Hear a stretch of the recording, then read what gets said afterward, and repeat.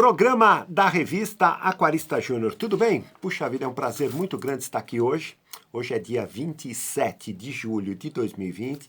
Estamos iniciando o programinha número 106.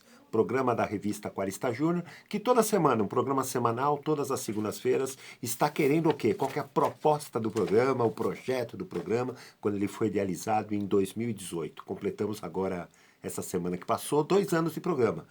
Contar a história, qual que é a ideia do programa? Contar a história do aquarismo brasileiro nos últimos 30 anos, nas últimas 3 décadas, sob a visão, sob aquilo que a revista Aquarista Júnior teve o maior prazer de fazer nessa coisa de tentar ajudar, colaborar com o desenvolvimento do aquarismo brasileiro, em todos os cantos do Brasil, para todas as classes sociais, para todas as idades, é um hobby que merece estar em todos os lares brasileiros, porque é uma atividade de entretenimento, de prazer, liga às ciências, liga a coisas interessantes de entendimento do que é a vida, de acomodação biológica, aquela coisa, você aprende dicas sei lá, de tratar bem os animais, os peixes no caso, né? E tem sido um prazer muito grande puxar na memória, puxar nas lembranças, puxar no saudosismo, nas saudades, nos arquivos que eu tenho aqui. Estou tentando fazer uma coisa totalmente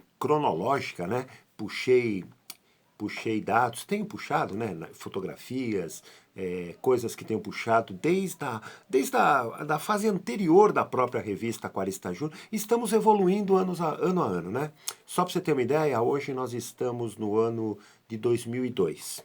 Começo do novo milênio. Então eu tenho, vamos dizer, pesquisado aqui nos arquivos nossos, nas coisas de memória aqui, e o que foi feito nessa época, 2002, para colaborar com essa tentativa de ajudar o mercado aquarista. E eu peguei aqui a revista número 84.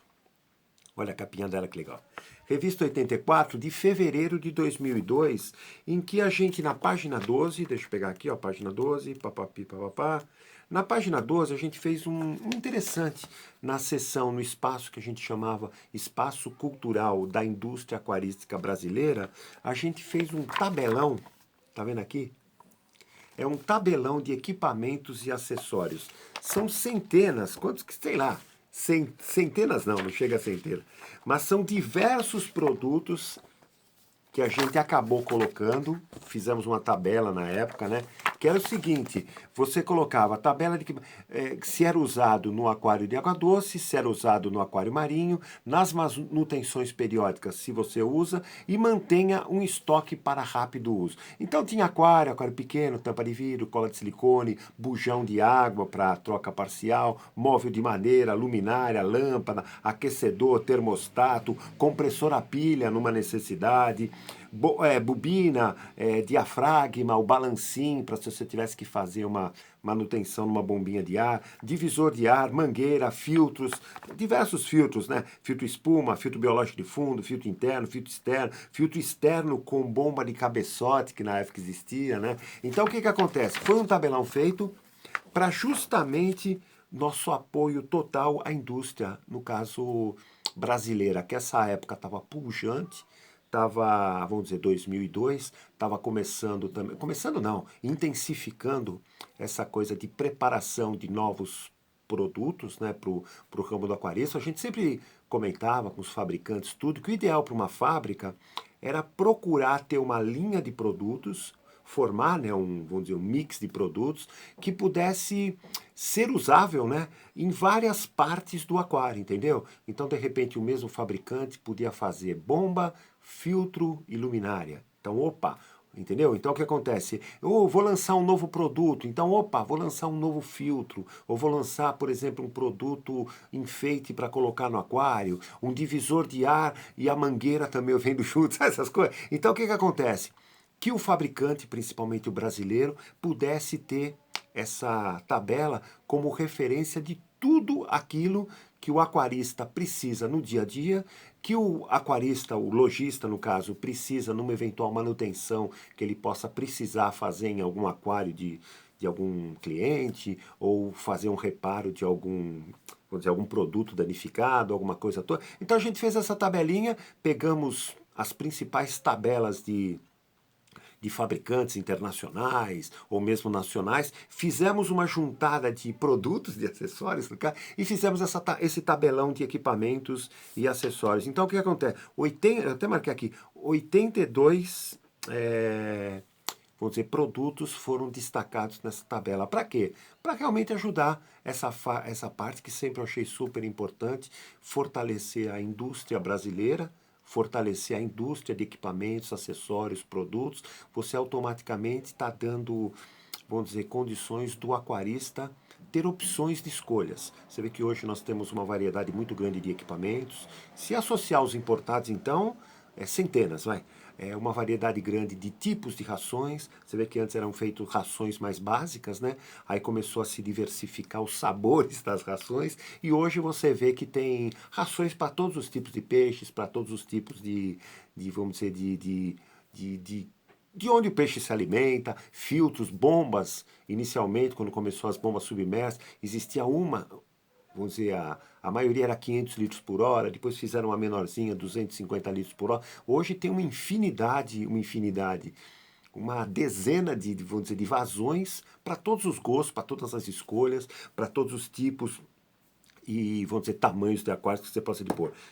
2002, fevereiro de 2002, realmente tivemos essa vontade de ajudar a turma. Uma coisa que eu queria falar também, na revista 84, na mesma 84, página 32. Você lembra que desde o começo da Aquarista Júnior, eu falei que a gente sempre teve...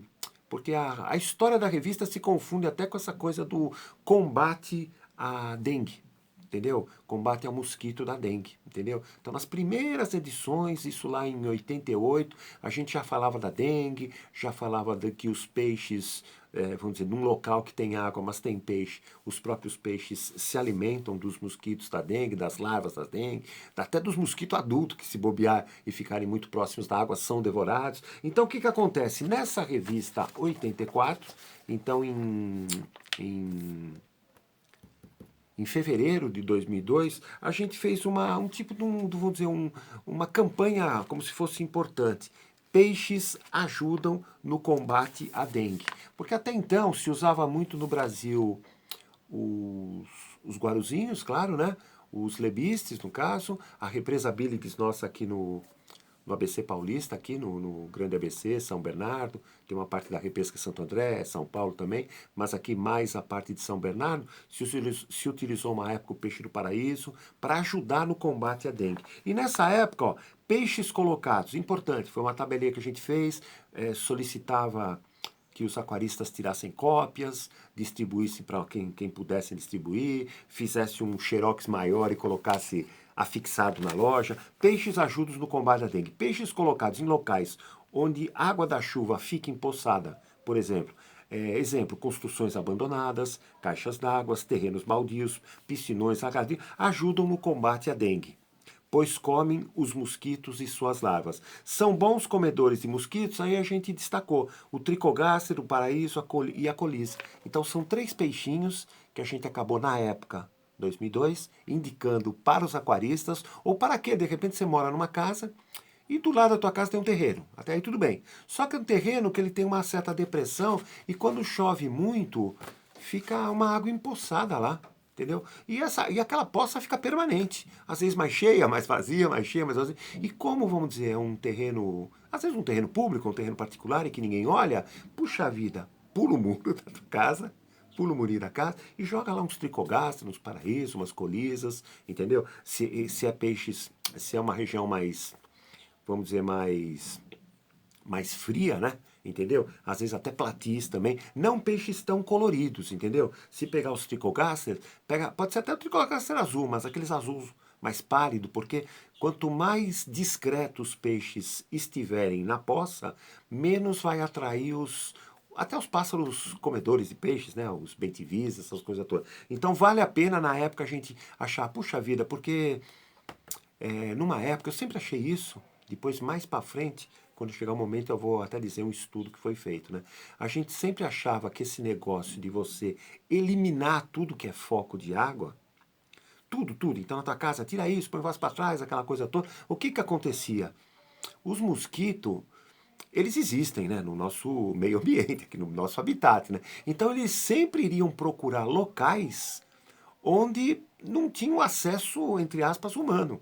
Então, se você cuidava da tua casa, cuidava, tenha certeza que ele ia procurar, às vezes, uma calha distante, que você não percebeu, e empoçou água. E nesse caso de terrenos baldios, terrenos às vezes um pouco largado, às vezes se acumulava. Às vezes nesses terrenos tinham, às vezes, algumas coisas, vamos dizer, que você podia pular o muro e arrumar, vamos dizer, aquela coisa de pneu, virar para trás, virar garrafa, virar de cabeça para baixo, aquela coisa. Só que poças de águas que se formavam constantemente, às vezes era difícil de você mexer e manipular. Então a solução que na época a gente sugeriu na revista Aquarista Júnior, nessa revista 84, foi justamente o quê? Opa, pega colisas, pega peixes do paraíso, pega o tricogás, alguns, não precisa ser muitos, né? E joga na poça lá. Entendeu? Vai na loja, se você for adquirir, pode adquirir os menores que você achar, não precisa ser grande, não precisa ser adulto, nada. Por quê? Porque eles vão fazer um controle natural das larvas de mosquito e pode ter certeza que com isso os mosquitos da dengue vão ter os dias, as larvas de mosquitos da dengue vão ter os dias contar. Isso vale, você vê, nós estamos em 2002, vale até para 2020. Você viu? Não precisa se desesperar em querer aterrar o lugar ou querer tirar a água do lugar, que às vezes não dá. Às vezes é um baixio, né, que tem uma depressão que tem no terreno vizinho lá e não dá para fazer isso. Às vezes mesmo que você também more numa casa, e vamos dizer que na casa do vizinho tem uma piscina, entre aspas, abandonada. O vizinho não vai muito. No litoral acontece muito disso. O vizinho não vai muito, faz tempo que não vai, aquela coisa. Então a água já ficou cheia de folhas, já está até um pouco mais, vamos dizer, esverdeada, aquela coisa toda. Só que você não tem como tirar aquela água, não tem como às vezes chamar o serviço da prefeitura, porque é um prédio particular, é um terreno particular, aquela coisa, mas você pode, com tranquilidade, pegar lá meia dúzia de peixinho e jogar naquele tanque. Se bobear, os peixes vão até reproduzir, encontrar um ótimo habitat para viverem vamos dizer, nessa condição de água, no caso, né? Então, na época, 2002, a gente achou interessante divulgar esse tipo de apoio, mais um apoio, né? Que já víamos apoiando desde 88. Então, sempre nas revistas, algumas matériazinhas de apoio com relação a ajudar nessa coisa do combate à dengue. E hoje a gente fala que é isso que acaba sendo vamos dizer, uma ideia até atual para os dias atuais, se você tiver interesse em querer colaborar com essa coisa de controle dos mosquitos da dengue. Tá legal? Então, Revista 84, ela apresentou essa sugestão, que para a época foi legal, teve uma receptibilidade boa, e até os dias de hoje ela pode ser facilmente adotada em qualquer canto, em qualquer lugar do Brasil. Tá legal? Revista 85. Uma coisa que eu queria falar na página 3, várias revistas Aquarista Júnior, porque a gente tem uma série de guias práticos que a gente veio lançando ao longo aí dos anos 90, né? Até os dias de hoje eles são disponíveis, né? E em várias revistas a gente fazia uma espécie, logo na página inicial, uma cruzadinha, em que eram feitas o quê? Perguntas. Então eram feitas perguntas tipo para completar a frase. Então você completava a frase, aquela coisa toda, papapi, papapá, e com isso você acabava, vamos dizer, exercitando os seus conhecimentos, e se você não conseguisse exercitar, você poderia, a gente dava até a sugestão, leia no caso, porque essa cruzadinha era sobre especial plantas no aquário, né? Se você tiver dúvida, leia o Guia Prático Aquarista Júnior número 17, o guia de plantas no aquário, né? Nele você encontrará as respostas desta cruzadinha. E muitas mais dicas, no caso. Então era uma sugestão de você exercitar seus conhecimentos. Se você tivesse dificuldade de completar a cruzadinha, era sinal que alguns detalhes sobre o assunto você precisaria aprender, precisaria conhecer, aquela coisa toda. Esse é um exemplo que eu dei de plantas, porque na frase do bimestre dessa revista 85, mostrei a capa dela, isso daí foi então em abril de 2002. Nessa revista, a frase do bimestre, todo bimestre a gente apresenta uma frase para desenvolver no bimestre, veja as plantas naturais no aquário como você enxerga as árvores numa cidade. Elas condicionam melhor o planeta água, entendeu? Então essa frase porque 2002, né, foi considerado, já falei no outro programa, o Ano Internacional do Ecoturismo. Então, o que acontece? Plantas no aquário, a função das plantas no aquário é funcionarem que nem as árvores funcionam num habitat, numa cidade, entendeu? Então, o aquário, quanto mais plantado, mais adequado para a vida aquática. Quanto mais plantado, mais, entre aspas, eles ajudam, colaboram, as plantas, né, ajudam, colaboram com essa coisa da filtragem natural da água. Então, tudo que é, vamos dizer, componentes que a água acaba adquirindo por causa das fezes dos peixes, por causa da própria biologia que vai se acomodando, muita coisa é absorvida pelas plantas como fonte de alimento. E muitas delas absorvem até pelas folhas, né? Então aquela coisa de luz, água e plantas no aquário, elas acabam tendo vamos dizer, uma juntada de propriedades totalmente positivas para o aquário. Então, mesmo aquele aquário em que você tenha peixes comedores de plantas, ou destruidores de plantas, ou cutucadores de plantas, não tem problema. Vira e mexe de tempos em tempos, vá numa loja, adquira novas plantas, coloca, vá sempre tendo plantas naturais no aquário, que elas mais ajudam do que a gente pode imaginar. E nessa época, a cruzadinha era um destaque na revista, então às vezes o pessoal preenchia e tal. Então por quê? Para ver se o entendimento, porque a pergunta vinha, a planta precisa de, vamos dizer, então no número 1 aqui você via lá, número 1, papapi, papá, puxa vida, precisa do quê? Então o que acontece? Aí vinha três letras, você ficava imaginando a palavra, que é tipo uma palavra cruzada mesmo, né? Então isso daqui ajudava muito o aquarista a exercitar o seu conhecimento, praticar o seu conhecimento, e se não tivesse totalmente, porque normalmente eram umas 10 perguntinhas que a gente fazia, né? E vamos dizer que você conseguiu só preencher, mesmo tendo as cruzadas, aquela coisa, você conseguiu preencher legal uma meia dúzia, vamos dizer, de, de, de frases, né? Significa que 4 você não conseguiu. Então, puxa vida, é bacana eu ler o guia prático para tentar absorver mais as informações, para entender melhor a necessidade das plantas no aquário. E fizemos isso com peixes, com carpa, com quinguil, com lebiste, com beta, com doenças nos peixes. Então, tudo o quê? Para colaborar com essa coisa do enriquecimento cultural do aquarista. Então, porque a ideia da Aquarista Júnior sempre foi essa, já falei, né? O próprio método Aquarista Júnior de educação aquarística, né, que é apresentado nas revistas, nos guias práticos, nos cursos que a gente apresenta para a turma, né? A ideia básica é sempre essa: fazer com que você se cerque de informações técnicas básicas, aquela coisa toda, para que você possa enxergar o aquário de dentro para fora, pelos bastidores, para que assim você entenda realmente a beleza aquática dos aquários, tá legal? Revista 85, ó que bacana nessa época, né? Outra coisa que teve nessa revista, na página 26, uma coisa que eu falo até hoje, né? Você sabe quando você tem aquário? É importante que você mantenha em casa, porque às vezes a pessoa monta um aquário muito caro, muito dispendioso, e às vezes não gasta lá um pouquinho de dinheiro a mais para ter um pequeno aquário que pode funcionar numa eventual quarentena para peixes novos que chegam da rua e vão entrar no aquário posteriormente, e também para peixes que se adoentam no aquário.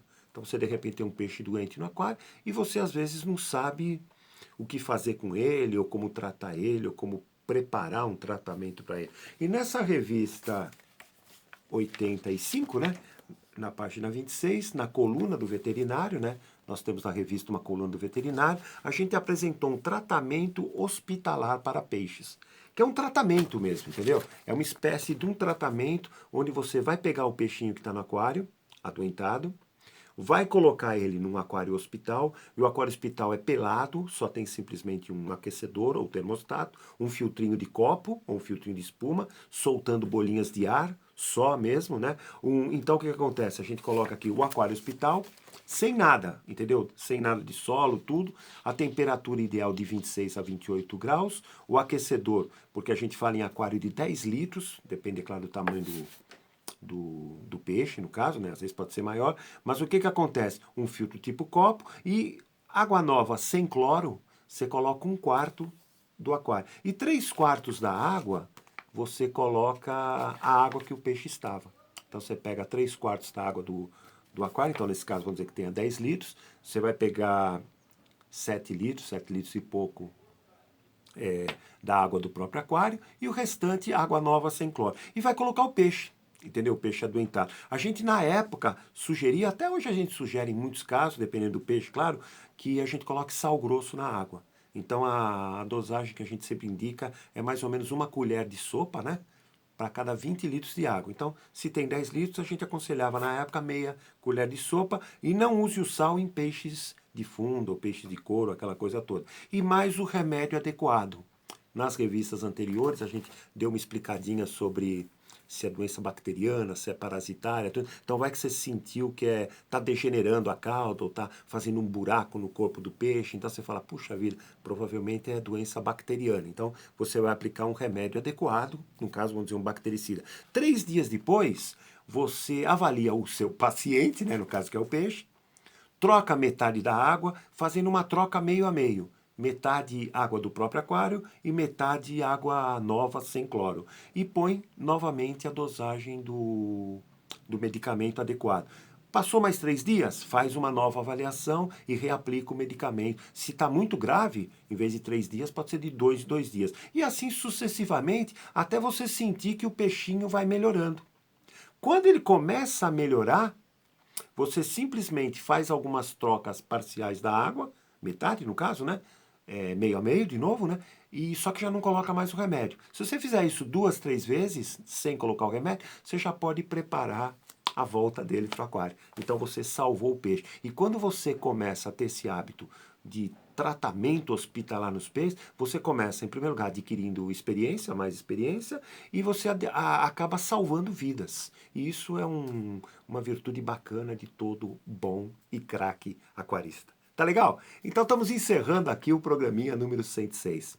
Sempre um prazer, sempre uma satisfação muito grande, vamos dizer, tá contando essa coisa da história do aquarismo brasileiro nos últimos 30 anos. Tá legal? Uma boa semana a todos, que Deus abençoe você, sua família, as pessoas que você gosta, as pessoas que lhe cercam. E na próxima segunda-feira estaremos aqui sem falta, sei lá, falando de aquarismo, entendeu? Contando essa coisa de história que está sendo fantástico em todos os aspectos. Tá legal? Bye bye, até e tchau.